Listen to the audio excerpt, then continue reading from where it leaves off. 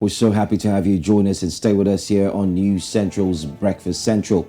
The police in Serenje District have arrested Socialist Party President Fred Mmembe for the offence of unlawful discharge of a firearm and charged with the offence of assault occasioning actual bodily harm, together with two other suspected Socialist Party members. Police Deputy Spokesperson Danny Mwale said the incident occurred yesterday between 1400 hours and 16:30 hours. But Mr. Membe, in a Facebook post on his page, said he has been framed as being part of political violence in the ongoing campaigns for by-elections in Serenje District. Now joining us this morning to explore this conversation further is the Green Party President, Peter Mmembe. Good morning and thank you very much for joining us. Good morning and thank you for having me on your show this morning. All right, we would like to ask, your thoughts on the statement. We've just, of course, summarized the story. There are other tiny details. He's talked about being framed. Do you agree with him, or do you think that he's facing the lawful charge and the charges that have been leveled against him? Is there any truth to it, or is he being framed as he has claimed? Well, I think he is being framed by the police, and unfortunately, we have a situation where the police in this country have always wanted to side with the political party in government during elections. And because of this kind of behavior, we have ended having political violence recurring each time there are elections. As it were, Dr. Membe and his team had a lawful permit to run the campaign yesterday. They were lawfully at a place where they're supposed to have been at that particular time. But unfortunately, they were confronted by the members of the ruling party, the United Party for National Development, and in the process, because the UPND members were violent, in the process there was a scuffle that ensued, which ended up having some members of the Socialist Party being injured and some members of the UPND being injured.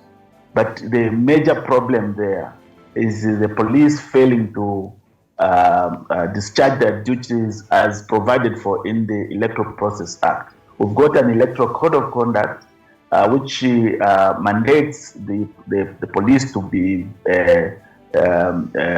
not to be partial, to be impartial in their conduct of their duties during election times, and also the Electoral Commission of Zambia to ensure that the police do not behave in a manner which is impartial. So because of the two problems that we have with the police and the Electoral Commission of Zambia, the incidences of violence as it happened yesterday occur time and time again. And unless and until this kind of behavior among the police and the Electoral Commission of Zambia are sorted out, we may have a very, very bloody election. Well, it starts to seem like during the election season, a lot is happening. And though he has said he was framed, has there been any official statement made by his party, the Socialist Party, not from him? And what have they really said that took place during that incident, which possibly must have seen some of the members of his party go berserk, if we put it that way? We saw a statement being issued by one of the youth leaders, Mr. Kaunda, who indicated that they were actually attacked, and in fact, if the Socialist Party did not refrain, or members of the Socialist Party did not refrain themselves. Do we still have you, Peter, Mr. Peter Mmembe? Oh. Well, we seem to have a network connectivity there. Well, hopefully Mr. Peter will join us back to continue this conversation. This is one conversation that we should have once it's election seasons, no matter what country it is. There seems to always be one or two things that spring up. Mr. Peter, you're back. Can you hear us? Yeah. Please go ahead. Please go ahead. Right.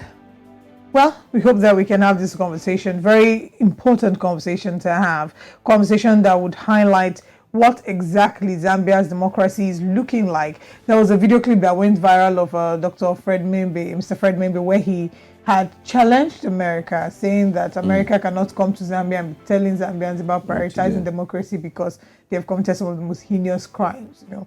And it would have been interesting to find out what his thoughts are on democracy as it's being run in Zambia on the one hand, on the other hand, how effective he thinks it is, and what the people of Zambia think as regards democracy in Zambia, and you know, the freedom to rule and be ruled by the people. That's right. One of the strongest holds that a lot of people have seen and drawing closer to him, the Socialist, and is of course that the party itself, is because he has promised that he's going to end the gap between the rich and the poor, which is one of the strongest points he's raising in his mandate ahead of the next elections. However, like I rightly said as well, during election seasons, we start to hear of different stories here or there, be it propaganda, the likes, and so on. So it's one tough task for him. But let's see what the police officers would do. Let's see what will come out of this story. Investigations definitely will be ongoing. And let's hope that it's not going to lead to be in a situation that we usually or may have seen that's quite common within the continent.